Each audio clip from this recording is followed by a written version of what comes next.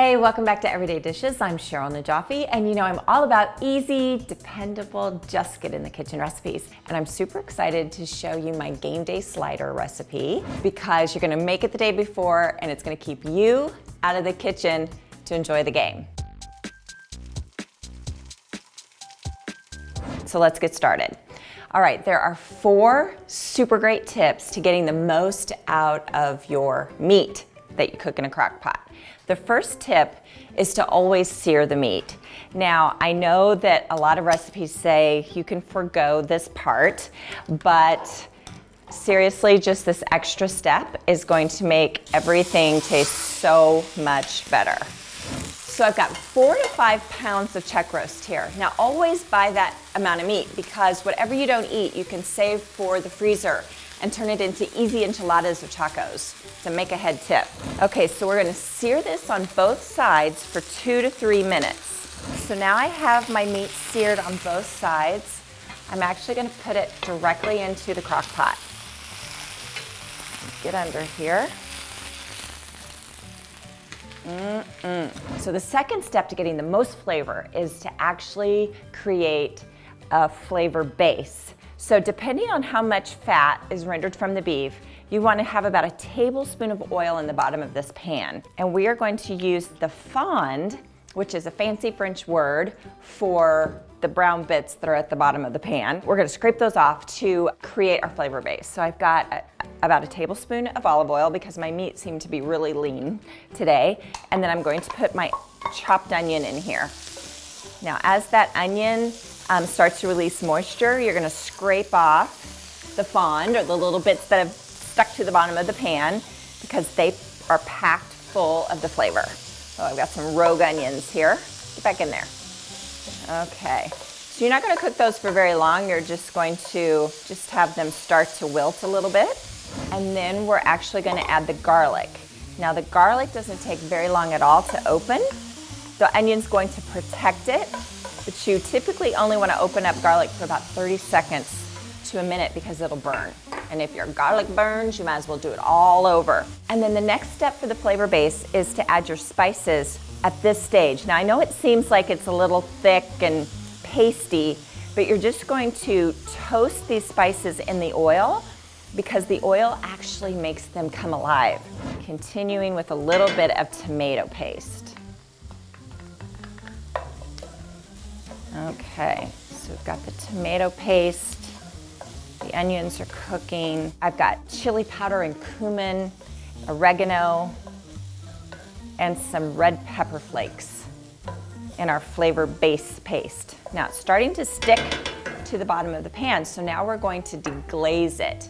Deglazing is another fancy French word for removing the stuff that's stuck to the bottom of the pan. I'm adding pureed Rotel tomatoes, which are spicy tomatoes that have jalapenos in them.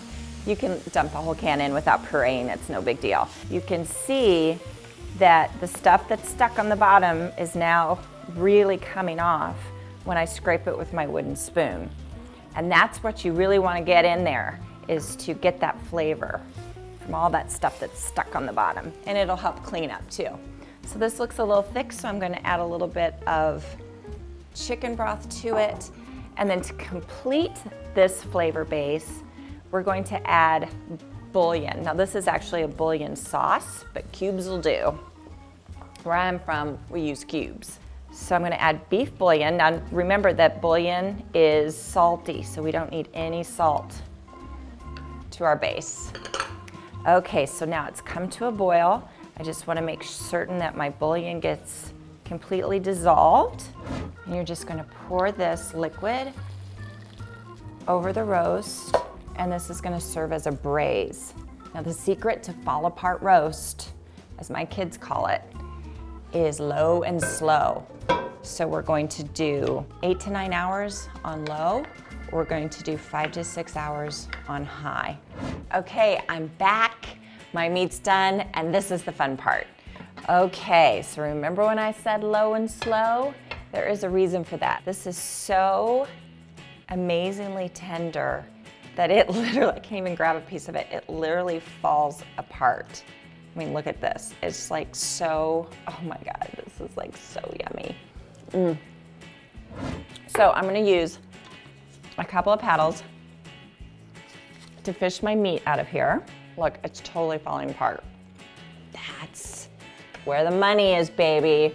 Okay, so I'm going to shred my meat, and I'm actually gonna separate the fat from the braising juices, and I'll be right back. I've shredded this yummy meat, and I've put my braising juices into my fat separators. So for the fourth tip on how to get the most flavor out of these sliders is to create the sauce. So if you notice, the fat is actually sitting on top. So what's great about a fat separator is that it pours from the bottom. I think that's a little warm, don't you? These cast iron pans stay so warm, which is awesome. Okay, I'm putting about 2 cups of liquid. For really making these sliders come alive is to actually add spices back to the braising liquids, because when they cook all day, the flavors kind of get muddy, so you want to wake them up again. So I've got garlic powder, onion powder, and oregano. You could add all the other spices that we use too, but I think this is enough for us today. We're going to mix those all up. What's going to make a difference between just kind of ho-hum sliders and sliders that really look like restaurant worthy is all in how we thicken the sauce. Now, most recipes would call for flour, but we're going to use cornstarch because it's going to make a glossy glaze for the meat. Always use cold water. Always mix it up before you put it into the sauce. And this doesn't take very long. We're going to add that cornstarch to the liquid, and this is going to start to thicken in 2 to 3 minutes.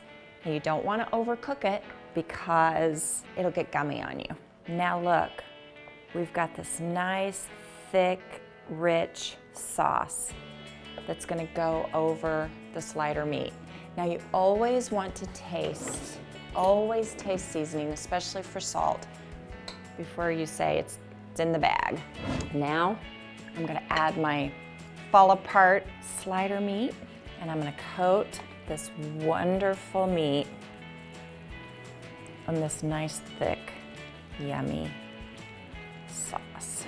Okay, so this can go directly into your crock pot, and you can serve it to your guests, or let it cool down, put it in the crock pot dish, and put it in the refrigerator. In the next morning, you can turn it on high, bring it to temperature, and then down to hold. How I like to serve my sliders is I like to toast some buns and then give a really hearty portion of this yummy meat. Let's top it with pickles and then a little bit of coleslaw. Now, is this not a game day slider?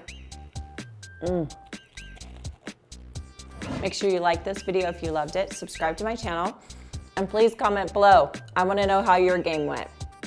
See you back next time.